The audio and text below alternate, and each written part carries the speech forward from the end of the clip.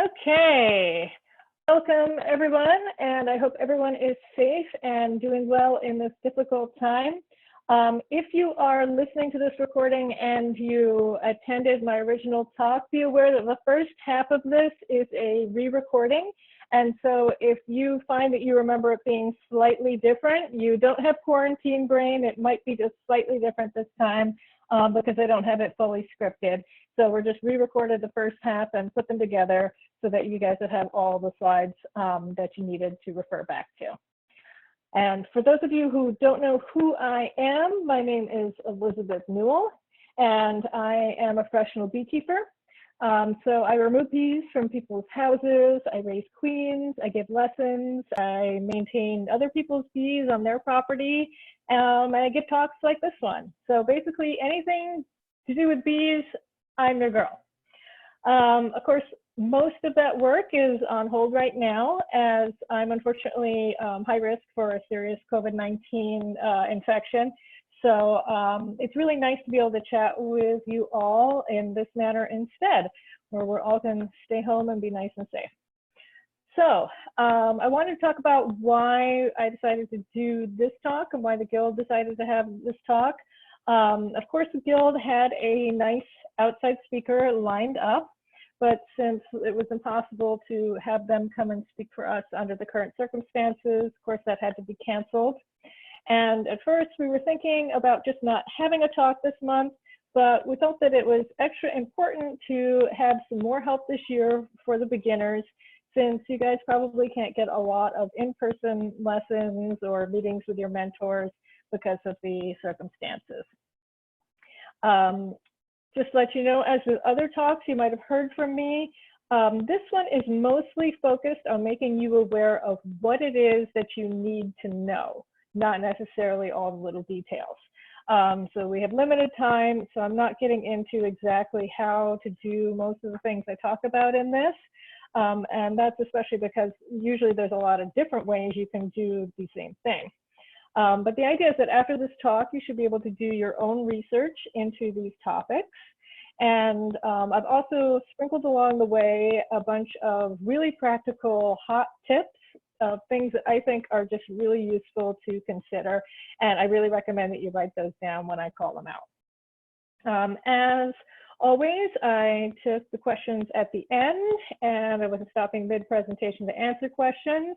And the talk is posted, as you know, for your review. As always, everything here is just my opinion, and we all know those are a dime a dozen in beekeeping, so please don't be offended if what I recommend is a little different than other opinions you might have heard. My original idea was to make this talk kind of a funny list of like quick clickbait, top 10 kind of things. And I tried to do that and the jokes just didn't work out. So instead, this may come across a little bit like a drill sergeant's list of, you know, don't do this newbie mistake, don't do that newbie mistake. It isn't meant to be mean to new beekeepers. It's just the idea is to helpfully point out where the errors tend to happen that end up ruining people's fun. Because nobody was born knowing this stuff. So please don't take the kind of tough love in this personally. I love answering newbie questions. I'm just trying to keep you guys from getting into a mess. So let's get going here. So first of all, safety first. I'm going to give you an overview of some safety topics. Some of these items are kind of whole presentations onto themselves. So again, this is not going to be a lot of detail. And as always, you always want to get your official medical advice from your doctor. This is just to help you guide your own research and for what we call harm reduction purposes. Please beware of taking anecdotal evidence or kind of pseudoscientific theories from others.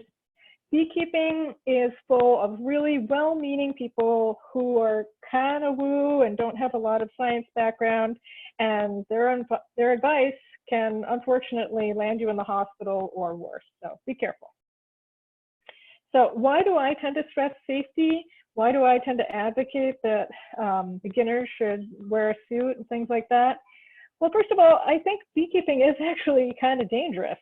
When you think about it, it can involve ladders, it can involve power tools, poison, vapors, fire, and potentially thousands of venomous insects. So if you're very, very risk adverse, this might not be the hobby for you. You might decide that you want to do cake decorating or build Legos instead. You know, it's really not for everyone, but you do have to keep in mind that it does have quite a few dangers associated with it. But even more important, I think it's really necessary to realize that anxiety and fear can completely interfere with your learning. And as we all know, there is a lot to learn in beekeeping. When I work with new beekeepers, giving them lessons, I often find that my first job is to get them comfortable enough so that they can actually take in the bee-related information of the lesson. You know, instead of panicking every time a bee lands on them, they're actually able to listen and remember the things that I'm telling them. Because it's natural to be a little bit nervous at first. Nobody enjoys getting stung. Another thing to consider is that if you are too scared, you're too nervous, you might not do the things that you actually need to do to manage your bees. I've known people who didn't have, you know, the proper gear, and they went into their hive and they got really badly stung, and they just closed the lid, ran away, and basically never opened their hive again. And obviously that isn't the experience that you want to have, and it's not the experience that I want you to have as a beginner either. I want you to enjoy your hobby, enjoy your bees, and have a good amount of fun. And finally, basically when you're a beginner, it's a lot easier to have a bunch of clumsy accidents, like breaking some comb or dropping a whole box of bees right onto your foot, because, you know, you're new at all this and you're not used to doing it. And of course, if you're kind of clumsy like I am, because I have these really stiff hands from my arthritis, you may have those kinds of things happen to you even when you're more experienced. Last month, I actually tripped in my apiary and dropped an entire stupor full of honey and bees. And let's just say I was really glad that I was wearing my bee suit, or it might have been a really ugly situation. So the hot tip for this slide is that being safe and feeling safe actually makes you a better beekeeper faster. So safety helps you with your beekeeping. So PPE. We hear a lot about in these days about PPE. It's kind of funny that I don't have to explain now that PPE stands for personal protective equipment. But maybe you didn't realize that the stuff that beekeepers wear is also a form of PPE. Obviously, it won't protect you from coronavirus, but hopefully it will help those bees socially distance themselves from your face. Now, some people don't like bee suits and don't advocate wearing them. Personally, I say that I would rather suit up than swell up. And I think that's a valid choice as well for your beekeeping. So here's some tips to consider when you're choosing your bee PPE. So obviously, if you have a full suit, boots and gloves, that's going to provide you with the very best level of sting protection. And that's one of the things that I like to recommend, considering that, especially if you are worried about getting stung and that is making you feel fearful when you're working with your bees. Here is a little hot tip. If you're going to buy your boots, I recommend that you get boots with either a zipper closure or maybe a buckle, some other way that they fasten really easy and fast. And that's because if they're easy to take on and off, you're just going to be more likely to actually wear them than if you have to relace them for 5 minutes, like you're putting on ice skates every time. I actually got my boots that I wear right now at the thrift store for $5, so you don't have to break the bank to have a nice set of boots that's going to be easy to use and keep the bees off your ankles. Now, a ventilated full jumpsuit, like the one that I'm wearing in the first slide over here, is kind of expensive. The one that I have runs around $250. But I do think it's a really nice indulgence if you have the funds and you expect to really stick with your beekeeping. So Raymond bought me this suit for my birthday a few years back, and I have to say I have never got so much value out of a present. Safety and the comfort of the ventilation, I think, can be worth it if you're kind of committed to your beekeeping. But what if you're really not sure you're going to stick with this and you don't want to spend that kind of money and break the bank? Well, this suit right here, I often recommend. I think it's kind of what I call a good enough jacket. It's a weekend warrior jacket, and I've seen it as low as $25. I think it's currently like $35 on Amazon. And for that money, I think it's a great suit. It's not a great suit for $250, but for $25, it's a fantastic suit. And I think it's a lot better than more expensive ones like this one on the right here that might cost easily 4 or 5 times as much. And we'll talk about why that is in a second. So another hot tip, if you buy this suit or one like it, a kind of weekend warrior cheaper suit, I really recommend that you buy it in a really, really large size, even if you are not a large person yourself. So I actually had one of these that was, I think, an extra large that I got when I first started beekeeping. That was just the size that it happened to come in. And it's actually not all that inconvenient to wear a bigger size when you're a small person for the suit. It just sort of billows a little bit, and it's actually a little more comfortable because it's not trapping the heat. But the big advantage is that if you have one that's an extra large, and then, you know, a couple of years from now, you decide you are committed to beekeeping and you're going to buy that really nice, expensive ventilated suit, then you can keep this one and have it on hand if a friend or a relative comes over and wants to come and see your bees with you, and you're pretty much guaranteed that it's going to fit because it's an extra large size. So I think that that's a good way to make sure that you get full value out of a beginner suit. Let's see. And one of the things to consider when you are choosing your bee gear, I think one of the most important things to think about is your veil. So when you're choosing a veil, you want to make sure that you can look downwards in it. So you see this guy over here, why is he not quite so smiling and happy and beaming as beekeeper on the left? That's because his veil has this white mesh here, kind of below the chin level here, whereas this has black mesh going down all the way just about to this guy's chest. This guy over here, if he's holding a frame in his hands, he cannot see through that white mesh well at all. And I had a suit that had this sort of arrangement, and I absolutely hated it. It was practically useless because I could not look at the frames well through it. So make sure, if you have it, that it has an ample black veil that goes very low so that you can look down. Here's another veil hot tip. Gonna go back up here. This is what's called the fencing style veil because it looks like the mask that we wear in fencing. Never knew that I would end up wearing a fencing mask again, but basically I did. So some people, when they wear this type of veil, they find that it collapses and flops back against their face, touching their chin and their nose, and then they're able to get nailed by the bees in those locations. Now, I don't tend to have this problem with mine. Mine is a ultra breeze, and as you can see, it kind of sits low in the front on me. I'm not sure whether that's because it's better designed than the other ones that I've seen, or whether I just have really bad posture and slouch, and so everything just falls forward instead of falling back on my face. But go ahead and try yours on and wiggle all around in it, and stand in different ways and see whether it flops against your face. If it does, you can just take a little piece of stiff wire and put it all along here in the bottom, just sew it in with a few stitches, and that will hold it away from your face.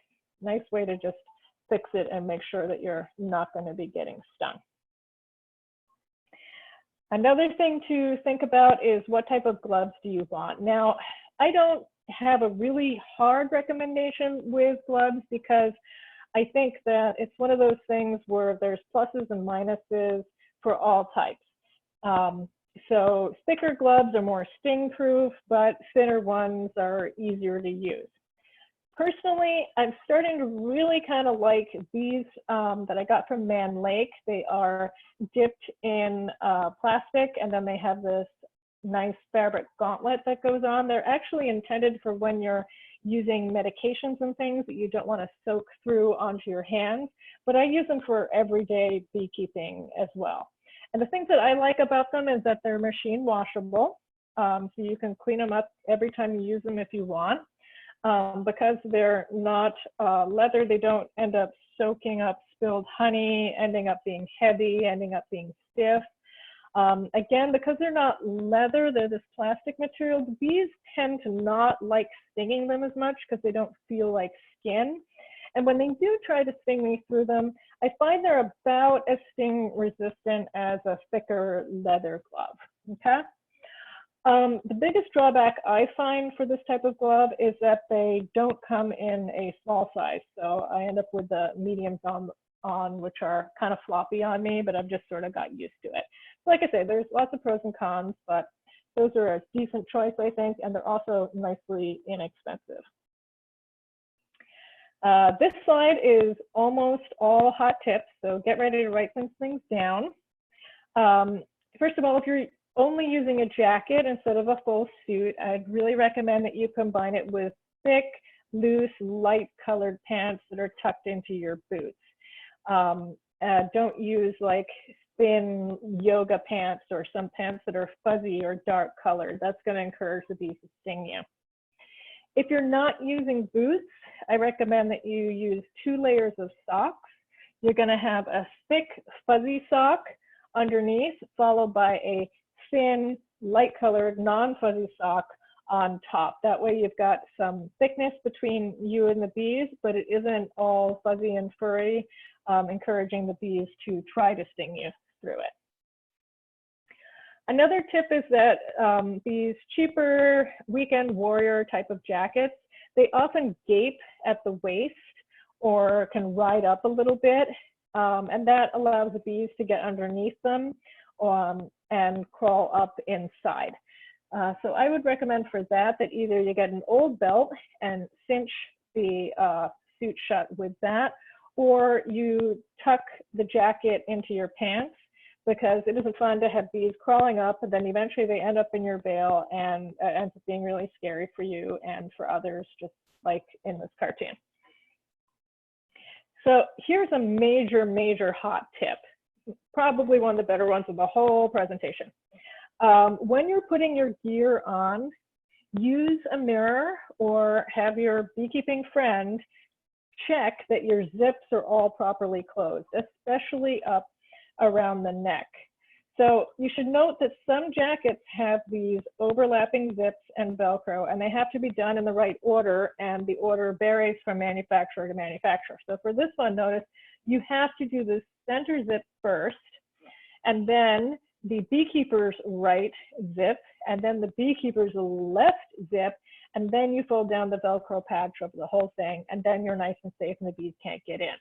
If you just kind of do it at random and you're trying to zip it, I see people frantically trying to force the zippers against the Velcro or against other zippers, and then they still end up with a nice bee-sized gap, and sure enough, the bees crawl right on in there. So look out for that. I see a lot of beginners who either completely forget to zip a zipper, or they zip them in the wrong order and they leave a gap. I know that I've certainly got stung plenty of times when I unzipped the side of mine to get my phone out of my pocket and then failed to zipper it up again. So make sure that you're zipping properly and re-zipping properly. Another tip is, of course, make sure that your glove gauntlets are up over your sleeves and that they don't ride down on you as you work. You want to not have any gaps that the bees can get into. And as you may have heard, the most dangerous time with any PPE is when you're taking it off, because the thing that you're trying to protect yourself from may be on the outside. So I hope you all know that when you're taking off your COVID-19 mask, you shouldn't touch the outside of it, okay? And that's because the virus could be concentrated on that outside surface, and then you would get it on your hands and possibly, transfer it to your eyes. So it's kind of a similar thing with your bee suit. When you're taking it off, you've taken off your gloves and you go to grab those zippers, there may well be a little bee that's hanging out on these nice shiny zippers. They often seem to just sit on them. I think they find them a little attractive. And you're going to put your hand on one and get stung. So look at your zips before you touch them. And I just always kind of try to assume that the outside of my suit is covered in bees. And so only touch the parts of your suit that you can see. And that goes for when you're pulling it out of storage as well. One of the worst things that I ever got was grabbing my bee suit out of the back of my truck without looking. I put my hand right on a bee and she nailed me. You also want to make sure that you store your jacket somewhere that it isn't going to get mildew in the damp months. So don't put it in the back of your shed or your garage over the winter. And of course, don't put it away when it's really damp with sweat, because it's just going to go all funky. If you're storing it inside, you might want to put it inside a box or a bag in case of a stray bee riding around on it and might crawl out and get stepped on. And finally, make sure that you wash your bee stuff regularly. Bees can get extra cranky if your suit is kind of stinky, and it can actually make them more defensive when you're working them. Safety first, normal stings. So I'm going to talk about what to do when your PPE fails you and you get a sting anyway. So stings are a part of beekeeping, and I recommend that you know what to do when you or maybe your family member gets just, a few normal stings, and that you have what you need on hand all ready to go as part of your kit. There's a lot of home remedies for bee stings out there, and while most of them are harmless, I personally don't think that they do very much. I think the success of most of these home remedies are based on distracting you and based on just feeling like the person that's applying that home remedy to you cares. Let's face it, everybody wants a kiss from a loved one when they have a little boo-boo. Stings typically stop hurting on their own fairly quickly. So it's kind of easy to think that it was your home remedy that did it when really it was going to just stop hurting at that time anyhow. But here's what my doctor recommends for normal sting first aid. First of all, you want to remove that sting by scraping, not using tweezers. So using a credit card or your fingernail, you're just going to flick that sting out as quickly as you can. The faster you get that sting out, the less pain you're going to have, the less itching and swelling that you're going to have in the long term, because that stinger has a little muscle in it that is constantly pumping poison into you as it remains in your skin. He also recommends that you take 50 to 75 milligrams of Benadryl. Now, this is what is most effective for controlling the swelling and itching and other reactions from the bee sting. I personally usually take Zyrtec instead, unless I get a bunch of really bad stings, as Benadryl tends to kind of knock me out for the rest of the day, but Benadryl is your most effective option. You should also apply an ice pack for a few minutes, and I thought this one was just absolutely adorable because it's actually in the shape of a bee. So just stick that on there for a few minutes to help keep it, and that will actually help it to swell less generally if you just give it a little bit of first aid in those first few minutes.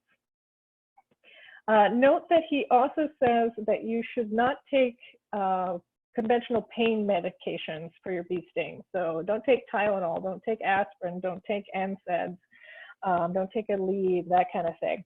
It actually makes the swelling that you're going to get later worse. And as we said, by the time that's all kicked in, the pain is going to be gone from the sting anyhow. So that's it for his advice. A couple other things to note. All swelling from injuries normally peaks on day 2. That's just the way inflammation for just about anything works, whether it's having your wisdom teeth out or having a bee sting. So usually the day 2 after the sting, it's going to be at its peak. Know that facial stings and stings anywhere where there's a lot of loose skin, like maybe the back of your hand, those are always going to swell up like crazy. And if that's happening on day number 2, no, it doesn't mean that you're going to die. It's just that there was a lot of loose tissue there, and so the swelling is basically able to express itself more and not be constrained by the tight skin. So you want to always know the difference between little boo-boo stings we talked about in the last slide and allergic reactions, anaphylaxis, emergency kind of situations. And again, please consult with your doctor, not the internet on this, because beekeeping is just full of those random people giving random advice, and a lot of it's without scientific merit or medical understanding. And this is what I call serious stings, and half knowledge on this can actually kill you. I actually have a whole presentation on anaphylaxis and things like this, which I can do online if anyone's interested. I'm actually a registered dental hygienist, and we are trained in managing medical emergencies like anaphylaxis, which is basically the same whether you get anaphylaxis from your antibiotic or you get it from a bee sting. So I know a few things that are useful here, and I have a little bit of experience.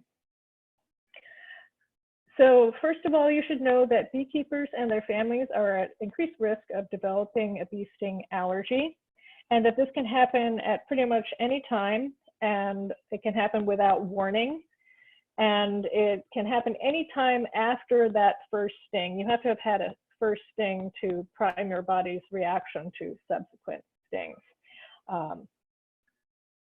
You should also know that even without an allergy, my doctor says as few as 20 stings can kill an adult human. And while it's rare to get your bees really that upset, it can happen. Like I say, I dropped an entire super the other day. So even those who are not allergic to bees should not be careless and should be keeping these serious sting warning signs in mind if they take a lot of stings at once. You should be aware of the signs that you are developing an allergy, which include things like having that peak swelling extend away from the sting site more than 2 joints. So here you see 2 hands, and the one on the left isn't swollen and the one on the right is. If you look here, you can just barely see the little red mark where the sting was, and you can see that the swelling continues 1, 2, 3, 4 joints away from the sting site. So this is indicative of possibly an allergy and something you should be consulting with your doctor about. These are my hands, actually, and I took this about a month ago when I got a nice little sting here, and I was actually swollen halfway up to my elbow. Yes, I have a bee sting allergy. Lucky, lucky me. You should also learn these signs of anaphylaxis versus a normal boo-boo kind of bee sting. Again, talk to your doctor and recommend my class. But the basic idea is that with anaphylaxis, you have whole system symptoms usually, such as nausea or dizziness or shortness of breath. Or you might have what you would consider otherwise normal symptoms like swelling or a rash, but they're not really near where you were stung. So maybe you were stung on the ankle, but your eyes are swelling up, or you're stung on the right hand, but your left hand is just as swollen. That's a really bad sign, and that's probably a sign that you need to take emergency measures to save a life. I would consider asking your doctor for EpiPens the next time you meet with your doctor, just to keep handy, even if no one is allergic. And of course, you want to make sure that you know how to use them correctly. In fact, you want to know all of the steps for properly managing a bee sting emergency. You want to know what to do, and you want to have a very clear plan if things start going seriously wrong, because nobody wants to be Googling something in a total panic or reading the fine print on the back of the EpiPen when they're having an anaphylactic reaction. Please remember that every single one of us right now has only 2 minutes to live. It's just that that clock resets every time we take a breath of fresh air. Breathing is really, really important, and anaphylactic reaction can stop your breathing. So enough said, gloomy subject. Other safety issues. Obviously, be careful with your smoker. We do live in a really dry, fire-prone region. Always make sure that you put it down on something non-flammable. I like to use a really big tile, or I put it on the brick pathway next to my beehives. Be sure to extinguish it completely when you're done. You can use water, or you can attach a cork like is shown here. try to avoid really sparky fuels or puffing those bellows really hard and fast, because that can just shoot sparks everywhere, and you don't need to puff the bellows fast. You can puff them gently. It works just as well, if not better. So don't be the reason that we have another horrible fire season. Ladder and tool safety. As Art and Brian and the other professional swarm chasers will tell you, that swarm of bees that's just way up in that tree next to that power line, or that you just really want to catch, you know, it has a retail value of about $100. And a trip to the emergency room can cost thousands, and frankly, funerals are really expensive too. So think twice before you do that. And of course, always be careful and use your proper safety equipment when you're doing your beekeeping related woodworking, or you're using a paint sprayer, or you're using an extractor, because those things can really hurt you badly in an instant. Bee medications. You should read those directions always very carefully. Remember, the label is your law.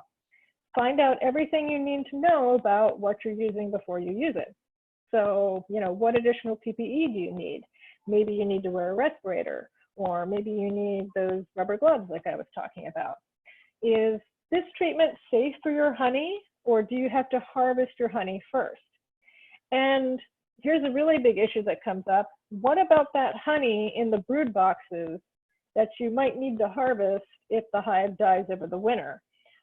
Is it contaminated by the treatment that you used, or is it safe to harvest that and eat it?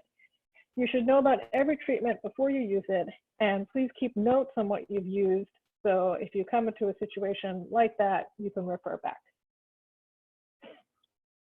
You are not a farmer or a pro yet. This is just some stuff about sourcing your information and choosing what methods you want to use in your beekeeping. The idea here is that commercial and pro beekeepers use different methods with different equipment and, you know, different resources and staff than you do. For example, I've seen some really interesting stuff from a beekeeping pro in Canada who has videos on YouTube. It's all about how he uses only one brood box and how he uses all deeps. Yeah, he uses deeps even as his honey supers. And these are really, really fascinating videos. This system's really amazing. But this guy has a very, very specific management method. It's based on years of his experience. He also has really highly trained staff that are used to his system. And he has a huge honking crane that he uses to lift those 100-pound plus deep boxes full of honey on and off his hive. You probably don't have a big system, and you don't have tons of experience, and you definitely don't have a huge honking crane. So that kind of system, while very interesting to hear about, isn't really something that you should be trying to do as a beginner. Note that even systems that are good for beginners may assume that you're using the whole system. For instance, imagine you're planning on using a system like Surges from the newsletter. Very good system. Now, that system doesn't use an extractor, which you might be thinking, that's great. That saves me all the trouble of messing around with an extractor. I'll start using his system when I harvest. But if you want to not use an extractor, you probably needed to use foundationless frames like he did when you were starting out, and not the plastic foundation ones that you probably actually have right now. And if you do use foundationless frames, then when you were setting up your hive, you had to be way more careful about how the bees draw them than if you're using plastic foundation. So what I'm saying here is you can't just take one little bit of his advice and then kind of ignore all the rest, or you really might end up in a mess. And I'm not picking on Serge here or his system. It's a fine system. And this is just a typical example of how things can go wrong. It doesn't mean that his system or anyone else's isn't great, but it does mean you need to pay attention to the whole system, not just the part that you're really attracted to. I'm also not saying that you should never experiment or combine different ideas. You know, beekeeping is really fun that way when people get interested in trying out different things with their hives. But bear in mind that beekeeping is kind of complicated, and it's really a bit counterintuitive sometimes for beginners. So unless you're willing to do a ton of really intensive research up front, you would probably do better your first couple of years to pick just one complete system and follow it pretty faithfully than to try to cherry pick methods from 50 different systems and strike out on your own experimental ideas those first couple of years. Tried and true is tried and true for a reason.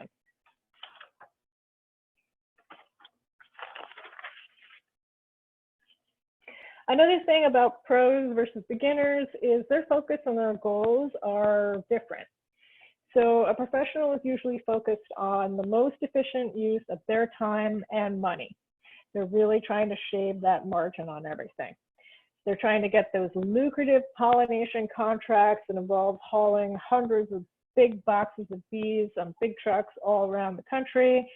And they're also focused on producing as much honey as they can from each colony, really pushing their bees as hard as they can to get that.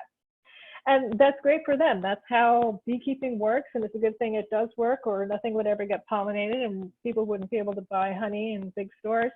But it's not necessarily the best approach for the backyard beginner beekeeper. As a hobby beekeeper, you probably have different goals. Your focus is probably more on enjoyment and learning, like these two cute kids here are having a blast out with their parents' hive. You can also spend more time on your hive than a pro. For instance, Gary is always saying that he never has time to use newspaper when he's combining two colonies. He just doesn't do that because it takes too much time for him to bring that out and do it. He just combines them without. But, you know, backyard beekeeper certainly has the time and the 5 cents to buy a newspaper and carefully combine two hives in that way to make sure that the queen isn't lost. And that's probably a good thing for them to do because unlike Gary, if they lose their hive, they probably don't have 400 other hives that they can just requeen from. Spending, you know, Art likes to say it's a hobby. You're supposed to spend money on it.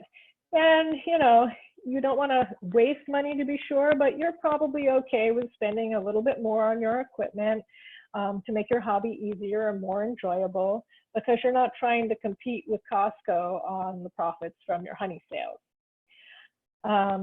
The other thing is that, you know, do you really need over 100 pounds of honey from your hive? That's going to be like 10 gallons, right? I mean, you probably don't really need that. You're looking to enjoy the fruits of your labor, sure, and have some honey and share it with friends and give it out as presents. But you don't need to be absolutely swimming in it. And so if you're not able to produce massive amounts of honey from every one of your hives, it's not a failure. Number 3, inspect regularly. For the really best specific information on this, you should all check out Kendall's excellent presentation from last month for details on exactly how often to inspect at different times of year. But here's some kind of general tips on that. I think beginners should err on the side of checking a little bit more frequently, almost too frequently, than intermediate or experienced beekeepers do. Why is that? Well, because you're going to learn faster if you spend more time with your bees.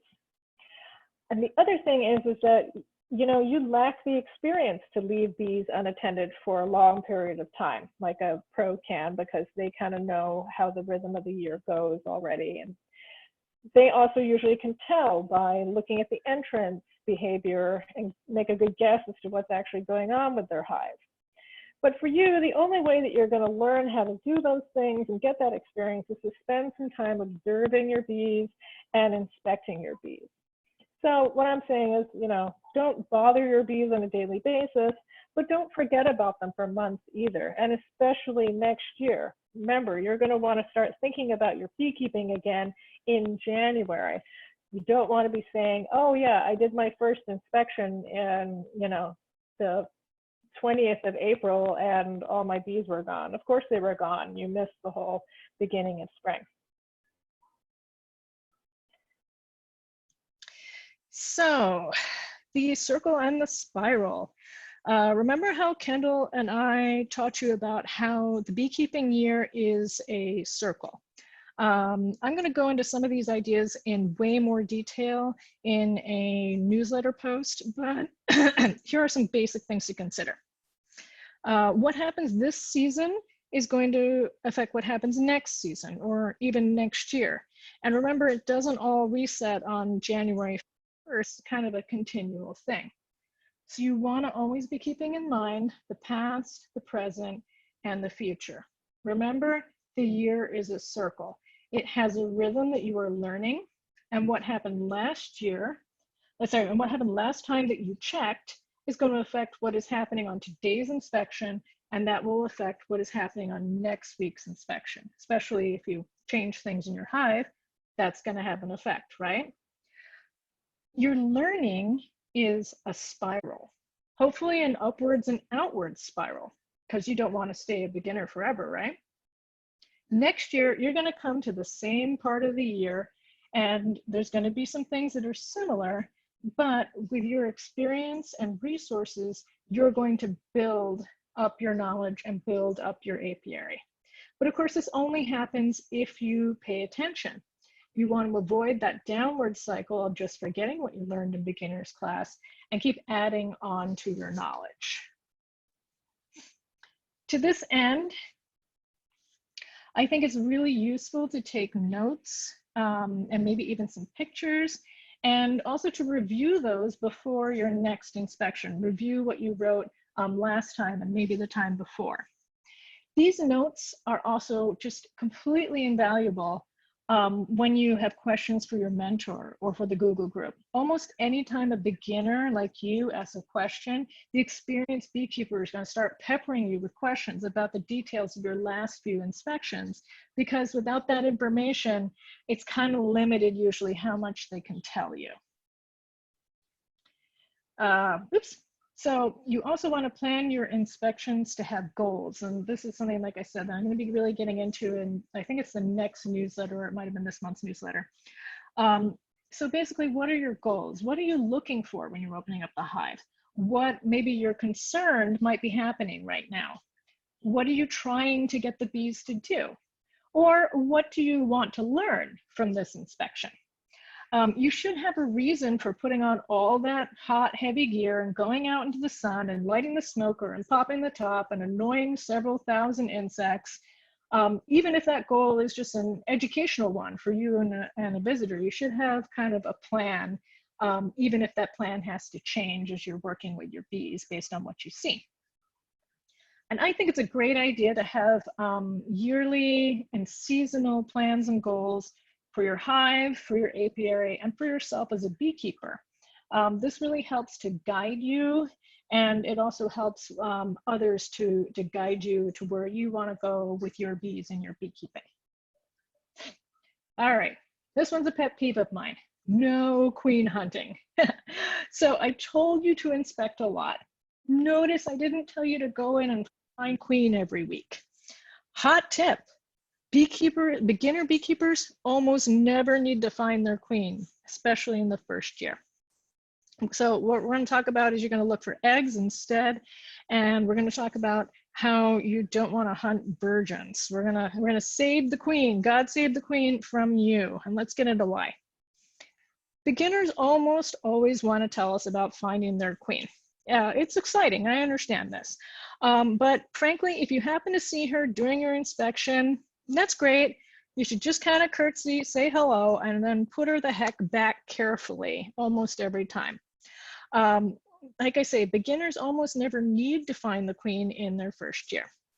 And trying to find her can result in unnecessarily chilling your brood, or drying it out in the hot sun on a day like today, or even squishing your valuable queen.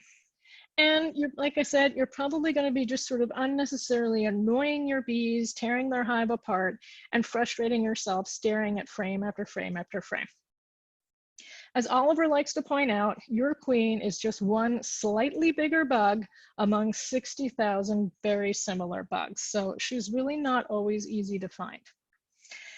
And please don't tell me that you looked and you're sure you don't have a virgin queen. I am really, really good at queen spotting, and I have a really hard time spotting virgin queens. Virgin queens are even more difficult to find than laying queens. Why is that? Well, first of all, they don't tend to have that nice ring of attending bees around them because they're just not interesting to the bees until they are laying.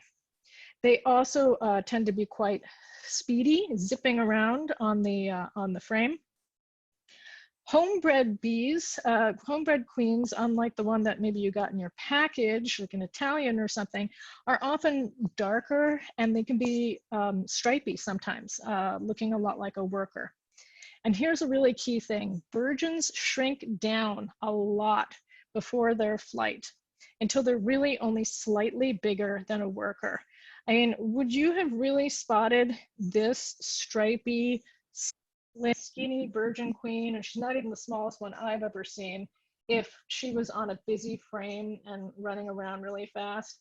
Probably not, right? Because she kind of looks a lot like the other bees, much more than a mated queen is.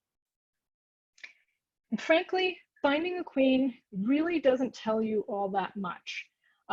You can have what looks like a perfectly good queen, but actually she's a drone layer, or maybe she's not laying at all.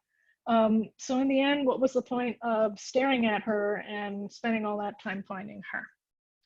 So what you do, instead of checking for the queen, I really recommend that you instead check to see evidence that your hive is what we call queen right. That means it has a queen that is laying worker brood. This is most easily determined by looking for single eggs in worker size cells. And all those words were important. Maybe put them on a tattoo. Single eggs in worker size cells. I write this over and over and over again on the Google group, trying to help people out on this. So here's the hot tip. Bees hatch after 3.5 days. So if you see worker eggs, you know that you had a perfectly good queen about 3 days ago. And usually that's good enough. If you know that, things are probably pretty good. Here's some more hot tips if you're having trouble seeing those tiny eggs. They are really hard to see. First, use a very good flashlight. I mean a really, really good flashlight and a magnifying glass. Hey, we don't want to be squinting at all this, right? Use old dark comb or black plastic foundation to make it easier. That way the white eggs really pop against that, as opposed to the yellow foundation and new white wax. It's really hard to see them. Now, you don't have to check every frame. If you see a nice patch of single worker eggs on a frame, you know your queen right, and you can just write that in your notes and move on with the rest of your goals for your inspection. So no queen hunting again, especially virgins. So as bad as hunting for your laying queen is, it's actually even worse to hunt for her when you're in a bit of a panic because you think you're queenless. I know, that's kind of ironic, right? 90% of the time, if you are queenless, your bees are actively working very, very hard on making you a new fantastic laying queen. And they can't do that if you keep opening the hive. That's like the #1 thing that is going to make them fail to do that. And it takes a lot longer than you would expect. From an egg to laying her first tiny patch of eggs herself takes nearly a month. And that's if the weather and everything else goes just about perfectly. So, what if you lost your queen? Maybe she swarmed. Maybe you dropped your hive tool on her and squished her. Maybe you accidentally gave her away in a split. What should you do? Basically, you should give them plenty of undisturbed time. So here's 2 hot tips. 1, if you know that you killed or removed your queen, give them 4 weeks completely undisturbed minimum, and then check for eggs. Second hot tip, if they swarmed, usually your best bet is to maybe split the remaining hive into 2 and then wait 3 whole weeks and then check for eggs, okay? You may sometimes need to give them another week or 2 if the weather in the last week or so of queen development is bad and she can't get out, but don't let the hive go more than 6 weeks completely, or you're going to have a situation that's called lane workers, and you really don't want that. Enough bugging you about that. Number 5, it's all in the name. Sometimes the answers are right there in front of us, but I hear a lot of beginners getting confused and making mistakes about this. So regardless of whatever fancy advanced tricks you may have heard about advanced beekeepers spacing out the comb and the honey supers to make fatter frames and stuff, I think beginners do much better to stick to these 2 easy hot tips their first couple years. Number 1, if you have 10 frame boxes, those should have 10 frames in them when you close them up. If you have 8 frame boxes, those should have 8 frames in them when you close them up. It's right there in the name. That's it. Every time, yes, even if it's just for one day. And I know you think you won't forget to go back in and fix it, but guess what? We all thought that and we all regretted it later. I bet this beekeeper really regretted it when these bees made comb all over the place and they had a big mess. Yeah, you don't really want that. Now, of course, this means that you probably need to have some extra frames on hand because, you know, what if you're prying out a frame and it breaks? Or what if you end up harvesting 6 frames and you need, you know, and you've only got 4 frames in there and you need 6 frames to fill up that box. So make sure that you've got those extras all ready to go. It's all in the name. 2 more hot tips. Honey belongs in your honey super and brood belongs in your brood box. Is everybody feeling they're getting their money's worth of this presentation? But you would be surprised how often this gets messed up. If you end up with a situation where you have a lot of honey in your brood box, or you've got brood in your honey super, you're probably doing something wrong. And you probably need to adjust your methods, and you may need to move some things around. A queen cannot lay to her full potential in a brood box that is clogged with honey or pollen. This is something called honey-bound hives, and you should definitely Google that and learn about that before January next year, which is around about the time that we tend to hit this problem in the Bay Area the most. So make sure that you don't let your bees keep excessive honey in the brood box.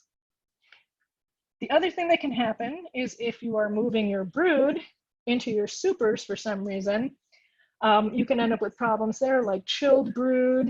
Your bees can end up making queen cells up there, or you may do, as people sometimes do, and end up accidentally moving your queen up into your honey super. So generally the tip here is to keep your brood all together and also make sure that you super promptly so that your bees have somewhere to put their honey that isn't in your brood space.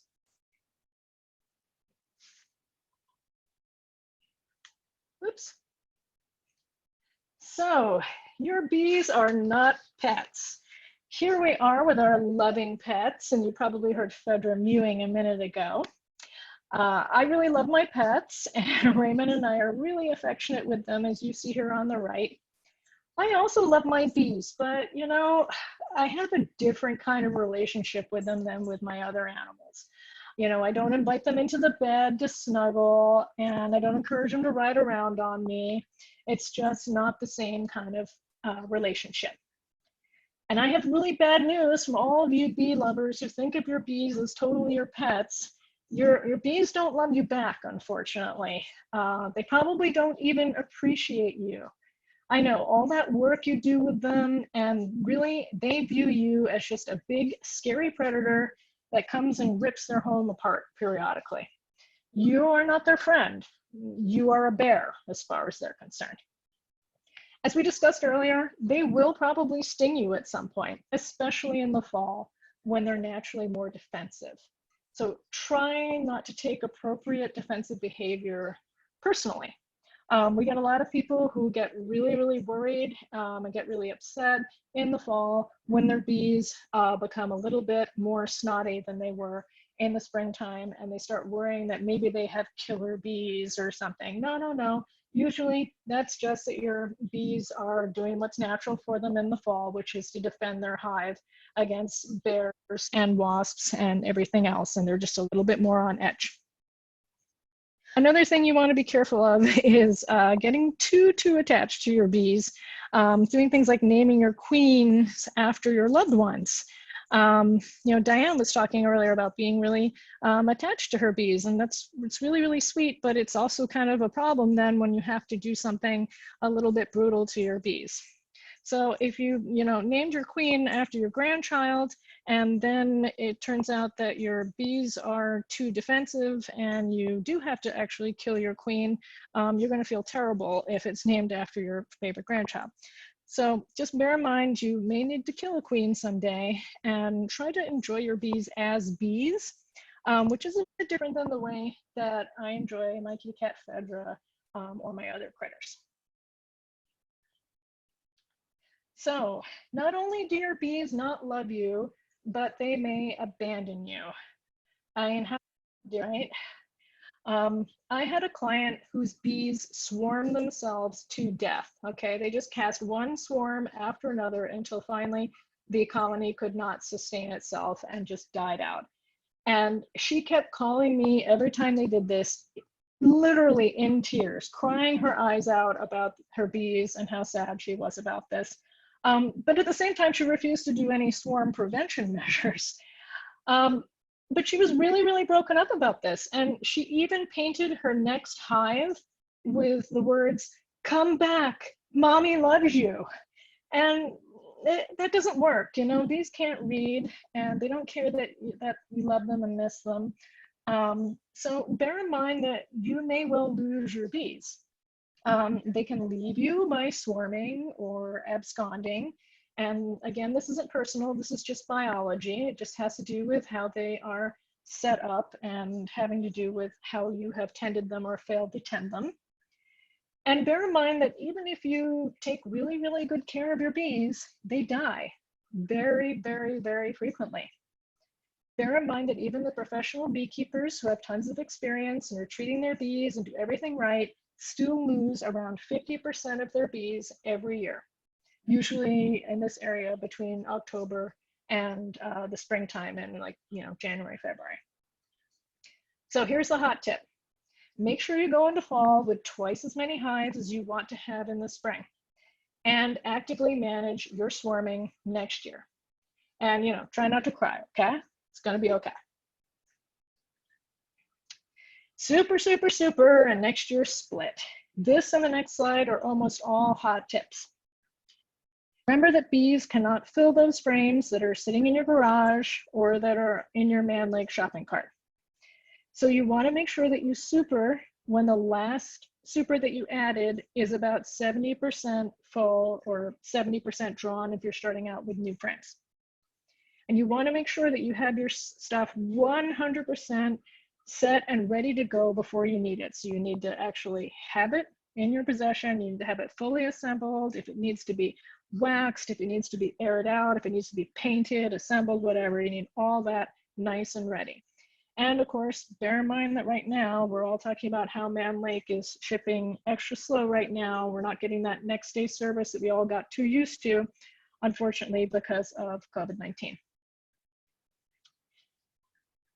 And splitting next year. So you can't control swarming without splitting your bees.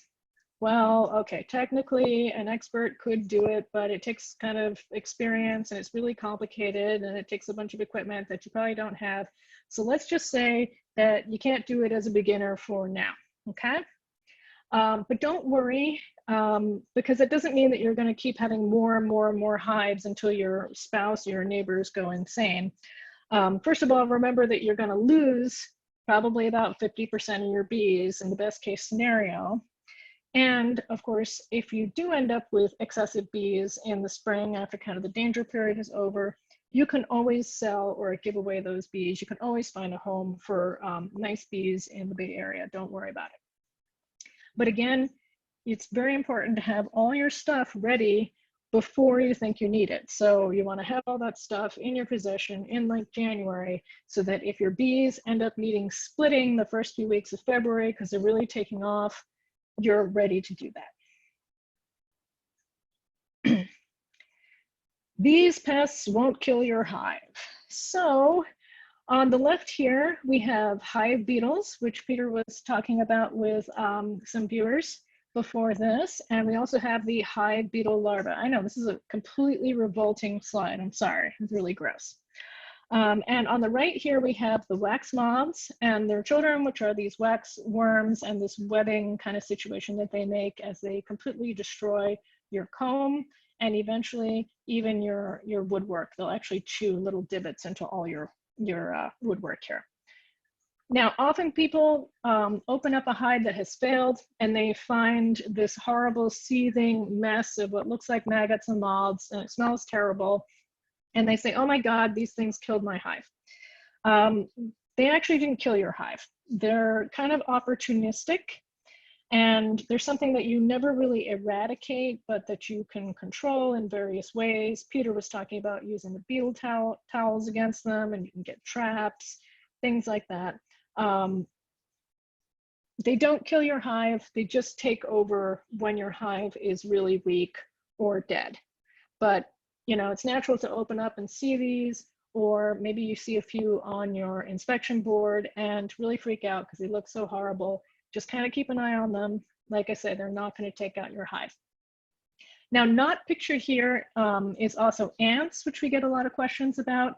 Now, ants can take out a very weak or new hive, but usually they don't bother a really strong, healthy hive very much. The bees can defend against them. But whatever you do, if you do have an ant problem, don't do this thing that I've seen several beginners do, where they spray their hive or they spray around their hive with ant spray. Ants are very, very closely related to bees, and that spray will kill your bees. So instead, use ant moats. You can buy them at the feed store, or you can build your own. Basically use a barrier method to keep the ants out of your hive, because the ants don't fly in there like your bees do.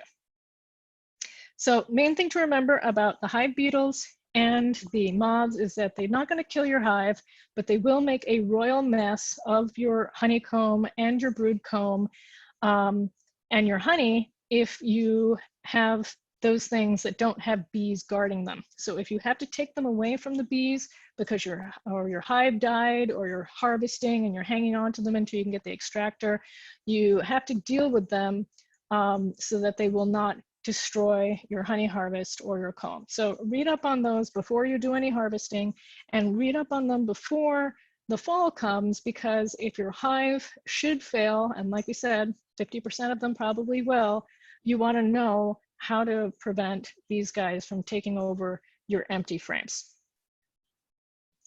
So now we get to the really grim stuff. These are the things that will actually kill your hive. On the right here, bad news, your bees have Varroa. All the bees in North America have Varroa. All the bees in the world, with the exception of some in laboratories and some in, I think, New Zealand and Australia, have Varroa. It's everywhere now. And yes, I know you looked at your bees really hard, but you didn't see them, because the most common place is not actually riding around on the back, which is what you see in all the pictures, but here in these two little spots, kind of under the abdomen of the bees here. And as you can see, even though this bee is flipped over, you can barely see them. They lie so close to the bee. And no, you cannot teach your bees just to socially distance from other bees that have Varroa, or to wash themselves thoroughly before they return to the hive. It's just not going to happen. You have Varroa in your hive, and you always have Varroa in your hive. And if you're wondering this winter, why did my hive fail? This is almost always why. Okay, so if we're trying to do bee CSI as to why your hive is dead, almost always these guys are the reason.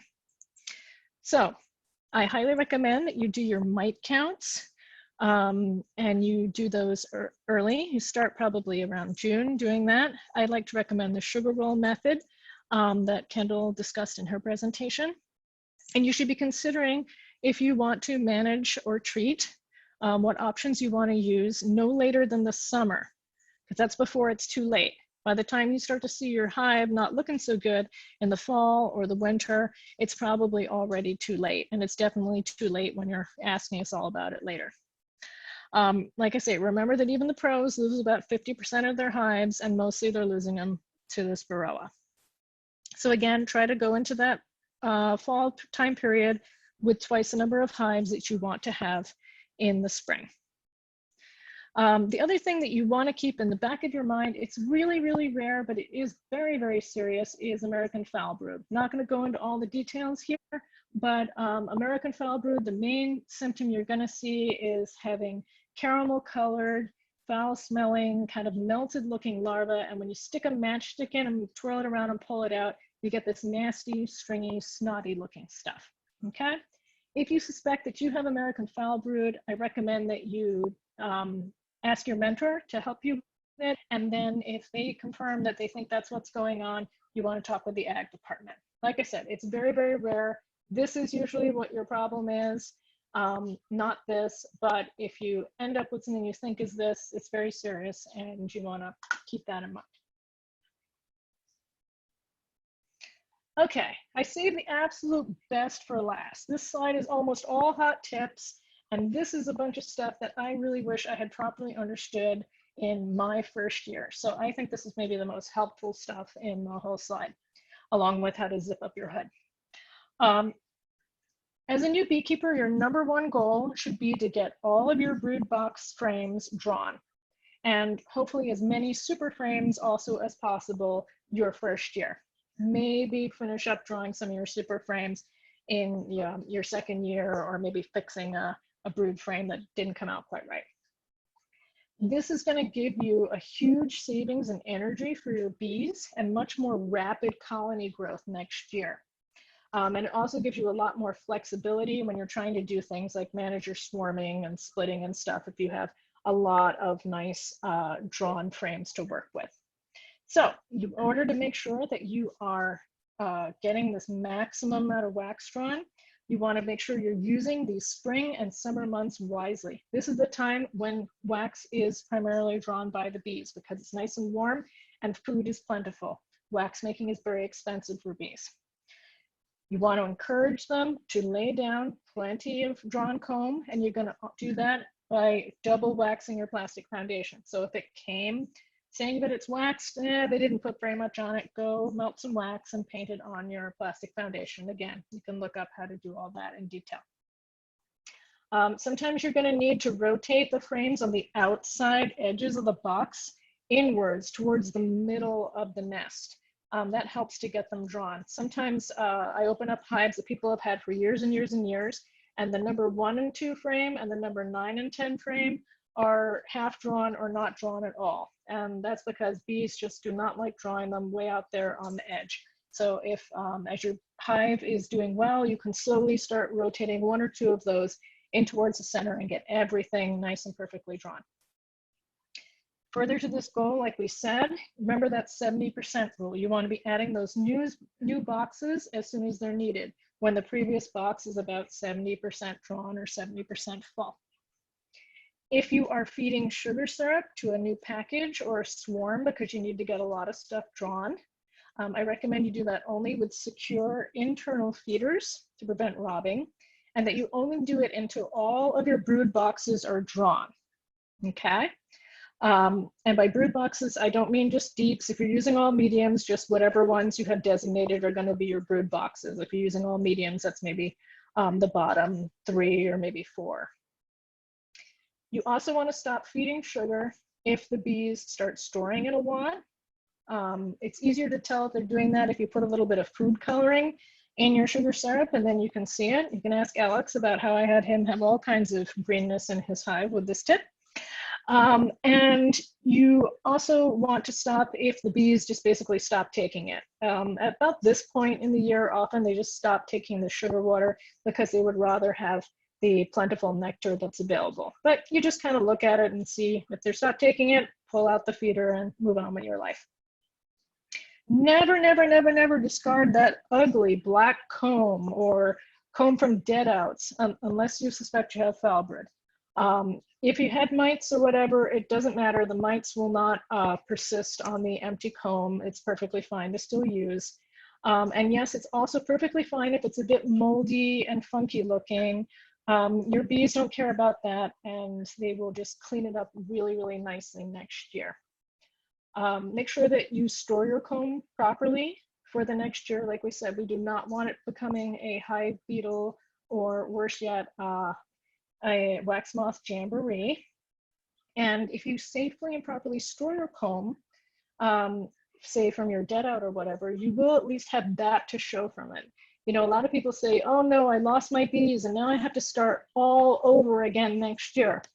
Well, if you store that comb, next year is not really going to be starting from scratch.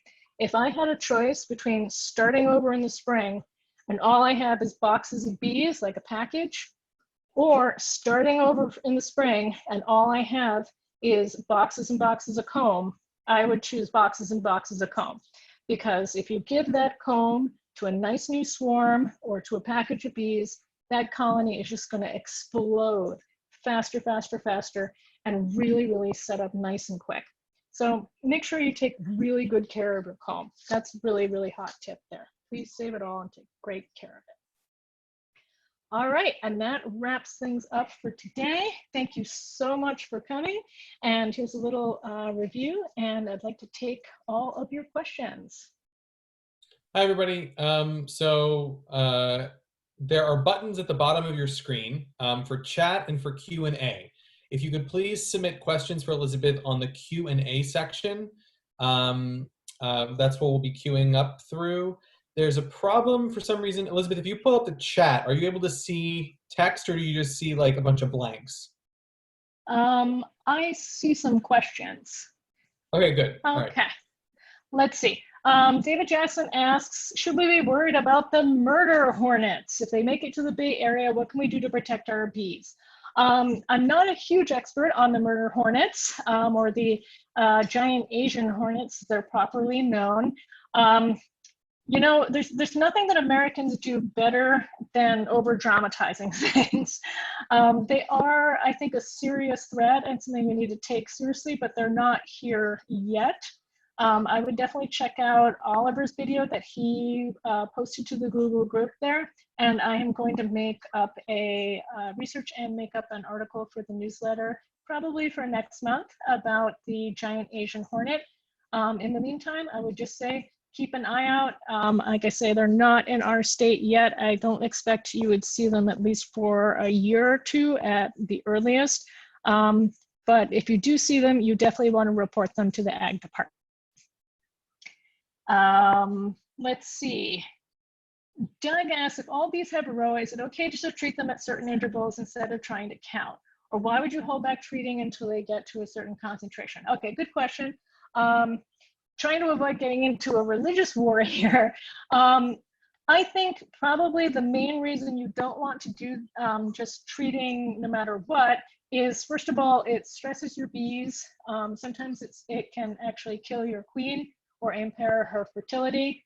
And the other thing is that it's sort of like, why wouldn't you continually take antibiotics to keep yourself healthy? Well, eventually you end up with more resistant bacteria, and eventually you end up with more resistant mites, as well as, of course, you're just going to end up spending a lot of money that you don't need to be spending on treatments, whereas it's much better to time them correctly for when they're going to be most effective. Someone says, is 1 deep enough for a brood box, or should it be bigger than 1 deep? Your brood box at this point of the year should definitely be 2 deeps. Like I say, there are management styles that involve using only 1 brood box, but they actually kind of cheat. So like this Canadian guy I was talking about, what he actually does is shakes all the bees off of the brood and the queen down into an empty brood box, and then he puts the queen excluder on that empty brood box with new frames, and he throws the box with the brood on top of that, and then lets that hatch out and eventually fill with honey. So that's like a special cheaty, fancy way he has of getting around having 2 brood boxes. I think it's kind of a little misleading to say he's only working with 1. Here we have a nice long season for the bees to build up. They build up all the way from January to June beautifully here. And so you're definitely going to want to have 2 boxes on there, or at least a deep and a medium on top is sometimes another option that people work. But again, I kind of feel like your first couple years, why not kind of stick to basics? If you're using deeps, I would say use 2 deeps as your brood boxes. Once your colony has got big enough to expand in that, which if it's an overwintered colony, it definitely should be doing that by now. If it's a brand new colony that you just got a month ago or whatever, it might be a little while where they need that second box, and you're going to add it once they're using 70% of that deep brood box. And let's see, Elsie asks, what's a good way to store comb so that wax moths don't get to them? So this is something that I have an entire presentation on about comb management, but the short story is you have to assume that your frames and your hive bodies actually have the eggs of the moths in them, whether you see them or not. So you need to take the entire thing and freeze it is usually the way that you do it. And then wrap it up tightly, or actually I usually wrap it before I freeze it in plastic, seal it up, freeze it, and then pull it out after it's been frozen for a couple of days and store it somewhere that's not totally sealed up, so that the moths can't get into it, and so that there isn't anything hatching out in there. That's kind of the short story on it, but I encourage you to also just look up how to properly store frames and how to avoid wax moth disasters. Mary asks, what is a Boardman feeder? I don't think I mentioned Boardman feeders because I actually don't like them. So a Boardman feeder is a type of external feeder that hooks onto the front of your hive. It usually has like a canning jar inverted in it, works by suction, and the bees feed from that.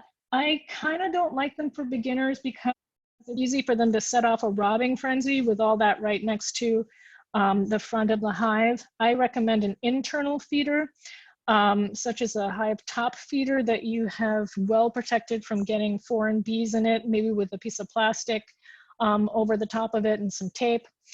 Or best yet, I think for beginners is a nice frame feeder. Man Lake has one that's called the Pro Feeder that has little ladders in it. I think they're about $20. You can get them at the feed store, order them from Man Lake.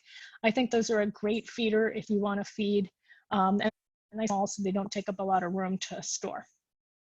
If you're going to add a second deep, is it better to put on top of the current deep or below it? Bees always seem to want to do whatever I try second. So if you're going to put the on top, what I would do is take 2 or 3 frames from the center of the brood nest and put them in the top deep, and then push the ones in the bottom of the brood nest together so that the brood is now and kind of at 2 levels right above each other. So it's all together. Like I said, you don't want to split it up too much. And then fill in with the requisite number of frames either side.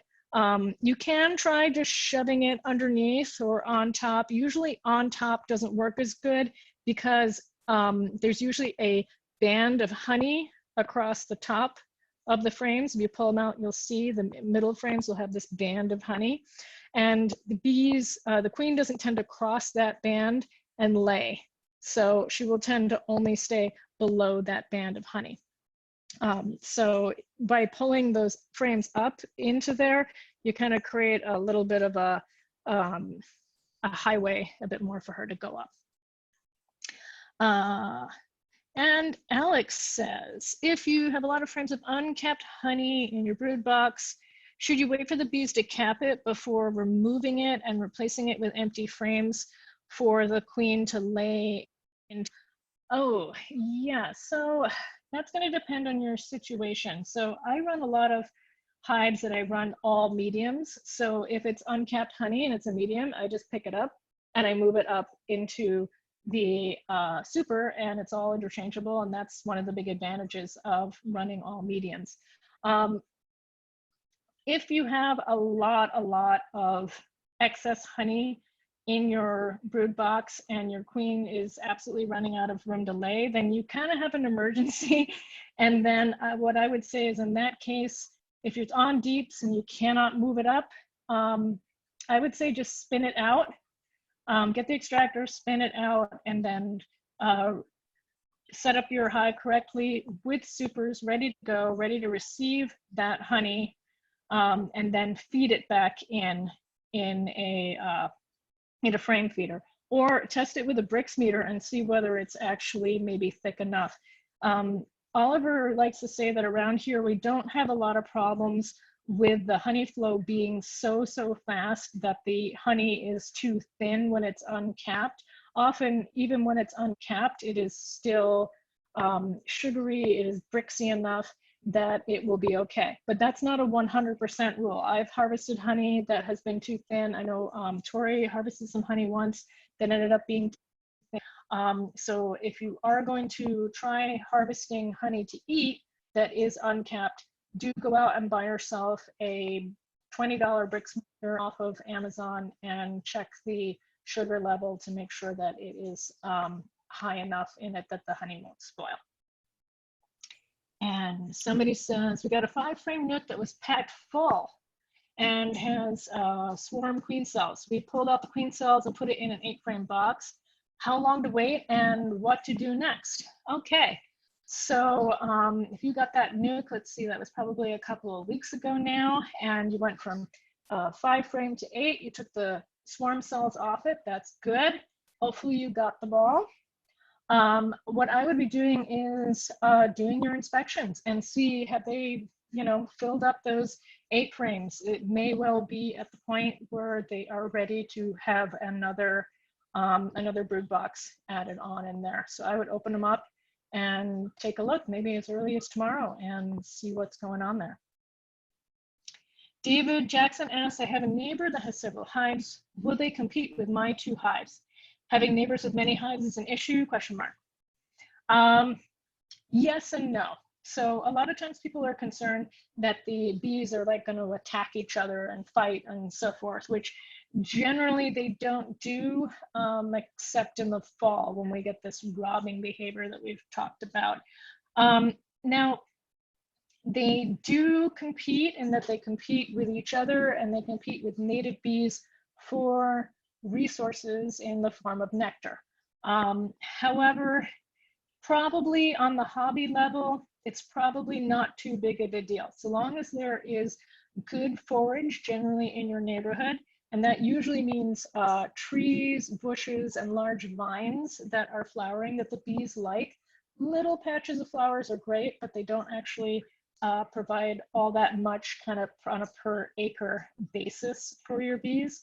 If there's plenty of forage, then probably they are going to manage to exploit that just fine. If you are right up against a 500 hive apiary, then you might have a problem. But I wouldn't worry too much in a good, well-planted suburban garden if your neighbors have a couple of hives too. What is the typical range for water content in honey? Okay, so let's see, for your water content in honey, you want it to be, let's see, I remember off the top of my head, I think it's less than 18% on it, but you should definitely double check that because I'm not remembering right now. And that is to prevent it from fermenting. If you have a higher water content than the minimum, basically you're slowly making the world's worst mead. So you want to make sure that you check it using a Brix meter. And like I say, just double check that number online because I don't remember off the top of my head. Any other questions? I hate to leave on one that I wasn't so sure on. Come on, guys. All right, well, can I get a vote on whether I should shave my head or let Raymond cut my hair? Which one is it? Anyone got a vote? Love to hear from you all. Oh, if your water content is too high, how soon will you know it is going bad? Well, like I say, the best thing is to not let it go bad and to test it with the Brix meter. You'll know it's going bad usually because it will often foam and ferment and bubble, and when you smell it, it'll start to smell alcoholic. Alrighty, guys. Thanks, Alex, for all the help.